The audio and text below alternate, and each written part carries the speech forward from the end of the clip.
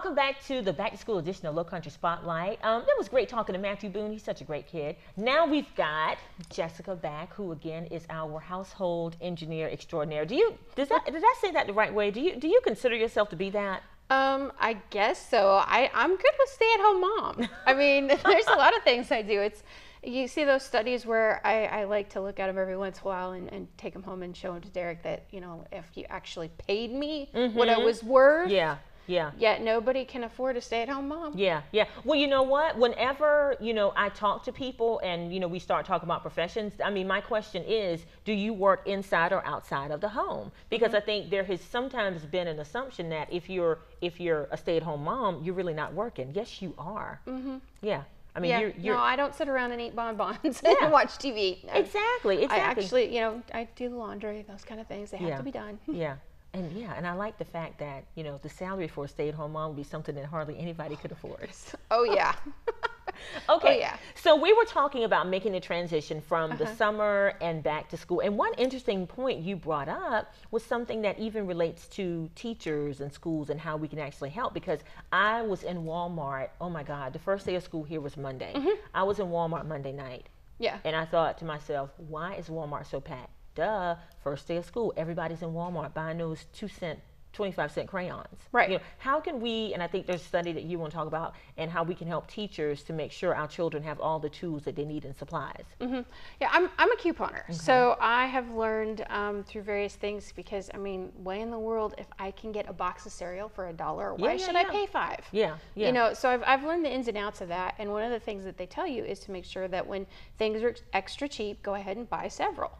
Well, so I keep tabs on those. And I was this summer, on Facebook, one of the teachers, one of our former teachers, had made a post about an article that had some statistics that were saying that there's something like in 2012 to 2013, somewhere around over $3 billion were spent by teachers for supplies and stuff in the classroom. Wow. And the staggering part of that is half of that. So over $1 billion was spent out of the teacher's own pockets. Wow. And, teachers don't get that great of a salary. Yeah. So when the crayons are on sale for 25 cents and they say buy 2 packs, why don't you go ahead and spend the extra 50 cents and buy 2 extras, send them to school, and then you can, the teacher has the extra crayons when they need them and they don't have to use them. And it's a way that we can, as, when we have that money and it's cheaper, we can also help those who are less fortunate. Exactly. There's so many ways to help those who are less fortunate than we are. And, and I think the interesting thing about that is, I don't know how many people think about the fact that, you send your supplies for your kid, but there might be a kid sitting right next to your kid who doesn't have it. And then as opposed to us coming together as a community, the teachers who are, so dedicated and so interested in making sure their kids excel, they go out and do that. And I mean, I think that's a testament to the wonderful teachers that we have, in this country, that they're willing to do that.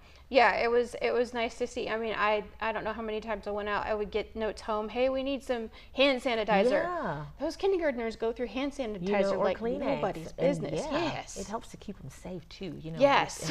So I'm happy to go buy extra supplies when they need it. Yeah. That's wonderful. And I hope that our viewers will pick up on that. Now, let's talk a little bit about the transition from, academics, the transition from whether fun time in the summer to back to being academically minded, academically focused. What have you all done to address that? Well, I try to, in a sense, keep a little bit of academics through the summer.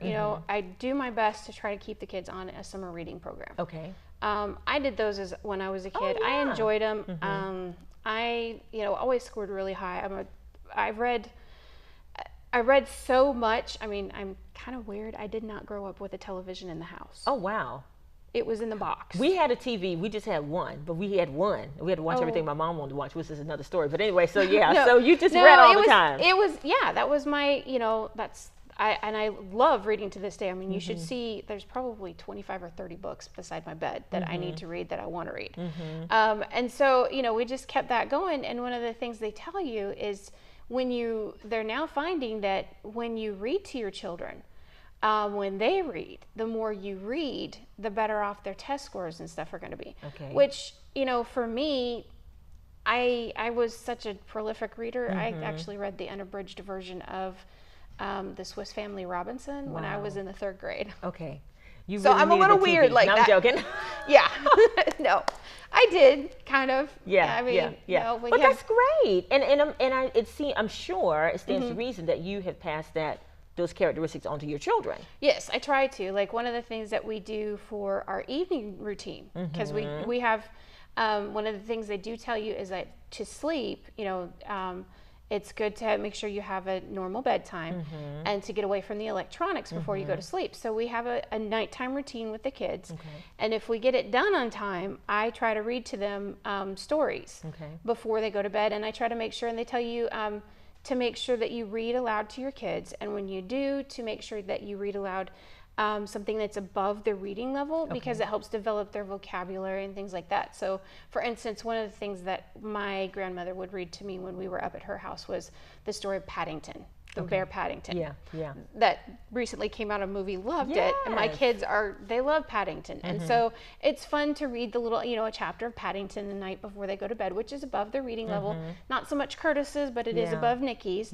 I mean, you kind of got to gauge that, but But it helps them. and it seems that the reading, from my layman's perspective, I haven't done this in a long time, even though I'm about to get some practice since my husband has a job here, thank God. It seems like it's very calming and very soothing. It's different from, like you said, get away from the electronics with all the lights, camera, action, and flashing, and it kind of puts the children in a calm state. Does that make sense? They've I was looking online, and they were saying that that's one of the, you know, positive things of reading at night. And I do see, I mean, even with both the kids, they will get so agitated and crazy, you know, trying to get their baths and everything. But when I sit them down and read them for a little bit, it kind of helps soothe them. And then hopefully, you know, sometimes bedtime goes a little better. It goes a little better. They actually fall asleep a little easier, rather than, you know, rush to get to bed, crazy. Okay, stop. Yeah. And it's hard for kids to just stop. But what do you do on the weekends? What do you do? Because now, okay, great, summer has already ended, which was crazy in and of itself, but now you're only in school 5 days a week. Right. So do you keep up some of those habits on Saturday and Sunday? We try to. Okay, Friday night, Saturday, definitely on Sunday night, yeah. Yeah, I mean, definitely Sunday night. Friday night, we still try to keep to the bedtime and maybe fudge about a half hour. Hour tops. Yeah. I don't like to fudge it too much, just because it can throw the kids out of whack so badly. Oh my goodness. Which, you know, I mean, my Nikki, if she does not get her sleep, that girl she is grumpy. Oh man. Oh God. Oh God. Grumpy. Yeah. So I like to try to make it nice for the teachers and not send grumpy kids to school. And you know what? And that's a perfect note to end on. Make it nice for the teachers and don't send grumpy kids to school. Yes. We've been talking to Jessica, who is a stay-at-home mom, and that means so much in the world today, with so many responsibilities that come from running a household and doing it successfully. So thank you, Jessica, for coming on Low Country Spotlight. This was the Back to School edition. We will see you next week for more wonderful tips about how to make low country living great. So have a good weekend. See you soon.